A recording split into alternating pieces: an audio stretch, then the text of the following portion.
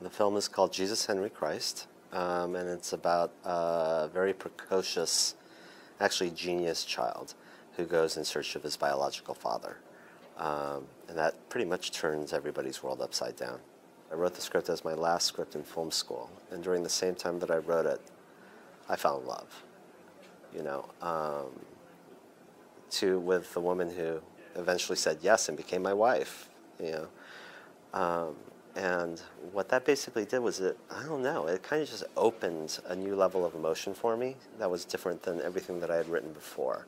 Everything that I wrote before, and I think this is part of like going to film school, is you write that angst film, you know, or you write a series of those films. And I wanted this just to be different. And it was really liberating writing Henry because it was one of those scripts that I wrote in a couple of weeks. It just kind of poured out. And so I thank my wife for that. Henry's the catalyst for growth and all the other characters around him.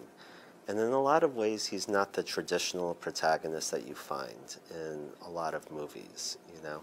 He acts, but rather than the supporting, in most movies, I think what you'll find is that the supporting characters all reflect back upon the protagonist, you know, in some way or another.